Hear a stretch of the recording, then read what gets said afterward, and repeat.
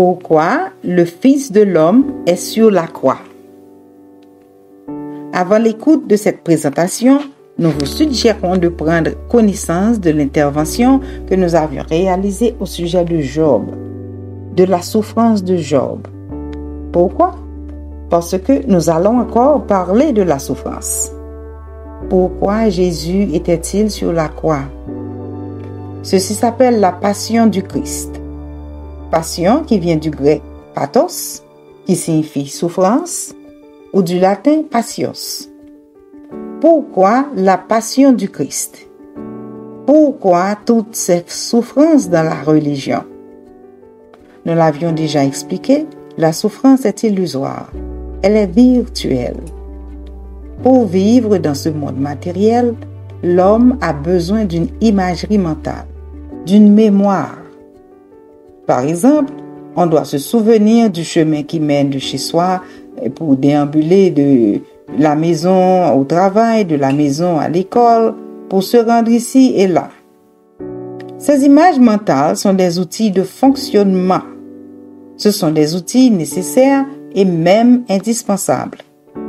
On s'habitue avec une série d'événements qui se produisent dans la vie, comme à un certain moment, on est chauffeur, un autre instant, on est étudiant, on est un employé, plus tard dans la journée, on est papa ou maman, mari ou femme. Et à chaque instant, on a besoin de différents outils. On s'identifie avec ces différents événements, on devient ces événements.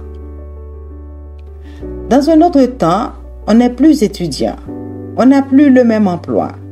Et parce que ces événements disparaissent, on pense qu'on disparaîtra aussi. Ce genre d'idée se transmet de génération en génération. Est-ce pourquoi un enfant s'accroche toujours à sa mère craignant de la perdre? Mais au fil du temps, l'enfant devient confiant parce qu'il voit que la maman s'en va et elle revient. On a un tas de petits ennuis qui se transforment en grosses préoccupations.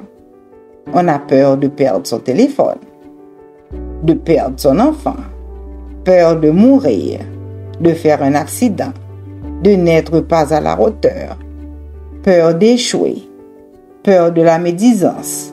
Toutes ces petites peurs deviennent épouvantables. À partir de 12 ans, à l'âge du bar mitzvah, à la puberté, l'enfant devrait commencer à dominer ses pensées, à dominer son mental. À l'âge de 12 ans, les parents de Jésus le cherchaient sans succès. Jésus dominait les docteurs de la loi. Jésus, le Fils de l'homme, la conscience. À 12 ans, il a commencé à contrôler son mental. Si quelqu'un ne prend pas son mental en charge, il sera dominé par ses pensées et ses émotions.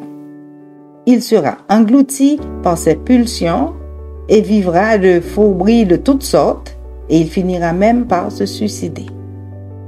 D'un autre côté, quelqu'un qui est dans la spiritualité tranche ses pensées. Il n'est ni dans le passé ni dans le futur. Il tranche le temps. Dans l'Ancien Testament, il est dit que Pharaon est englouti par la mer. Moïse, lui, de son côté, sépare la mer en deux. Il traverse la mer à pied sec. L'eau est le symbole de la conscience, mais la mer est salée. Elle est lourde, elle est sale et elle représente une conscience qui a chuté. Moïse tranche ce mental sale pour rester dans l'instant présent.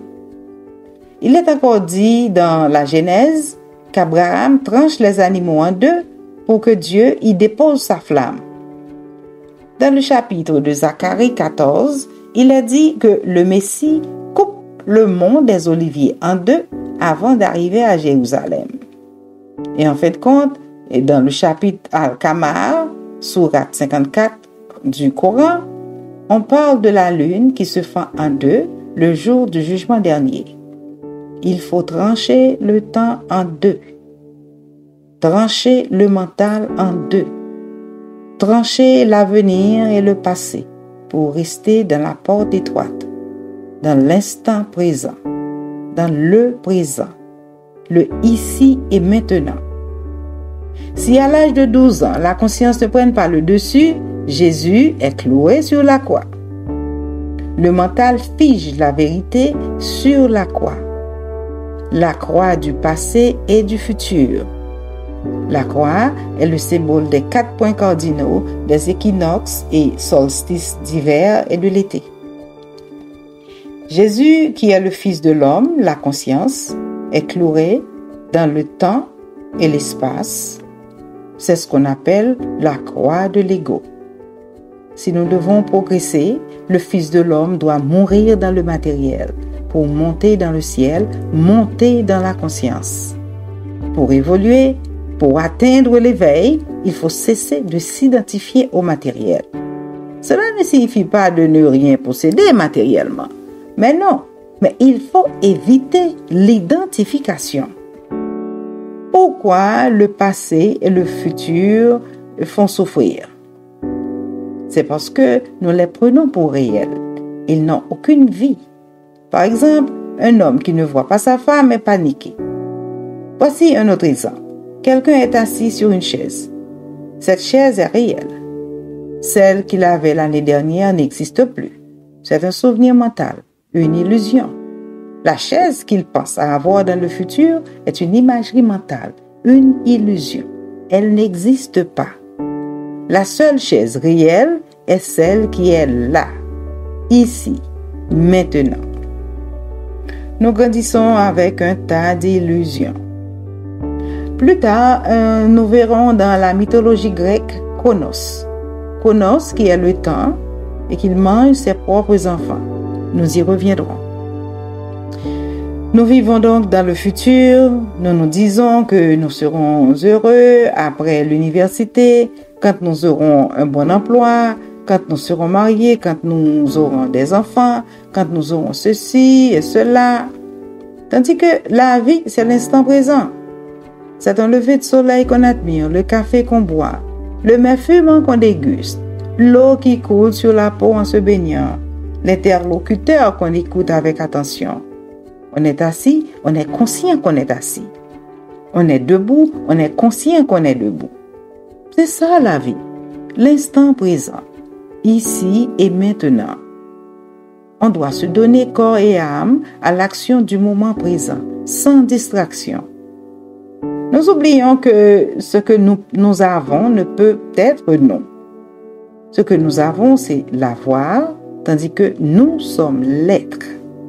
L'avoir ne sera jamais l'être. Quand quelqu'un commence à souffrir, il pointe du doigt celui qui est en face de lui. Il accuse Satan, il accuse ses parents. L'obstacle est son mari ou sa femme, son niveau académique, trop d'enfants ou pas d'enfants, ou un mauvais patron. Il confond les conditions de la vie avec la vie.